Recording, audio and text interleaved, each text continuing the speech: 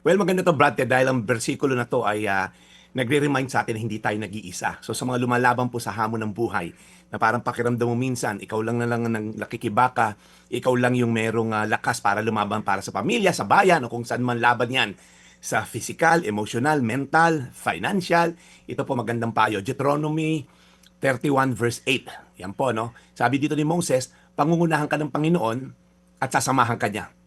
Hindi ka niya iiwan o pababayaan man, kaya huwag kang matakot ni panghinaan ng loob. Ang konteksto po na to, sinabi po to ni Moses kay Joshua, at dahil mamamatay na po si Moses, and leadership is about to be transferred po kay Joshua. So ito pong itong bata na to, nagsimula to kay Moses, alalay lang, all the way nakita niya lahat na mirakulong ginawa ng Diyos through Moses. Kaya Joshua is stepping into a big shoes. Ang una pong pangako sa kanya, God goes ahead of you. Nauna na siya. Sabi, pangungunahan ka ng Panginoon. Hindi sinabing susunod sa iyo ang Diyos o hahabol sa iyo. Ang sabi niya, pangungunahan ka. Kaya may tanong po ako sa inyo, ano ba yung kinakatakutan mo sa susunod na season ng buhay mo? Maring buntis ka ngayon, unang baby, paano na lang tong future na anak ko na to and all, bago ka sa trabaho, paano na kaya itong sinimulan kong hanap buhay o negosyo na to?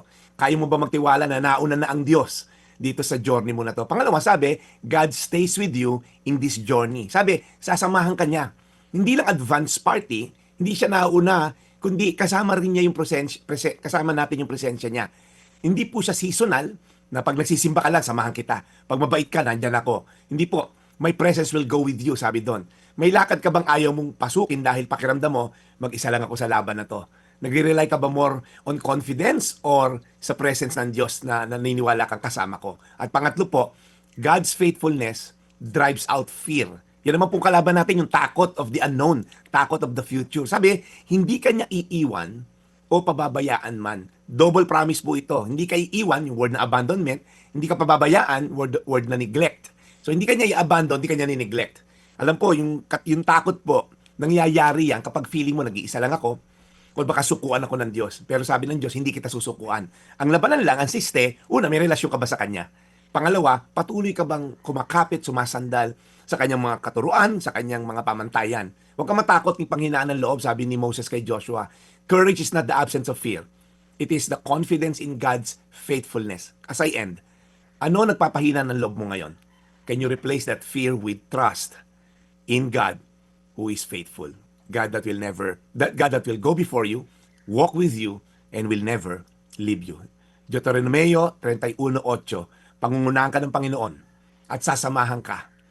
Hindi ka niya iiwan o pababayaan man. Kaya, huwag ka matakot ni panghinaan ng loob. Ay manalangin. Panginoon, salamat po sa presensya niyo. Dahil dyan, kami nawawala ng takot, kami ay hindi pinanghinaan ng loob. Dahil ang presensya mo, ang pangako mo, Lord, yun ang binigay mo kay Joshua. Isang pangako, hindi strategy on how to lead these millions of people, but a promise that I will never leave you nor forsake you. Lord, yun din ang pangahawakan namin. Yung Diyos ni Joshua, yun din ang Diyos namin. You're the same yesterday, today, and forever. Kaya anumang pong hamon, yung mga nasa chemotherapy ngayon na nasa center, nagpapakimo, mga nagdadialysis, mga nasa ospital at pilit lumalaban para mabuhay, mga tatay na nananatiling tapat para makapag-provide sa kanilang pamilya, sa mga nanay na single mom na patuloy na lumalaban para maitaguyod ang kanilang mga anak. Lord, tulungan mo kami. Ang mga senior citizen, Lord, na naghahanap ng sense of worth and value kahit na feeling nila, retired na ako. Lord, bigyan niyo po sila ng pangako, ng presensya mo ang nagbibigay sense at purpose sa buhay nila. Sa pangalan ni Jesus. Today's Reflection with Pastor Jeff Eliscopides.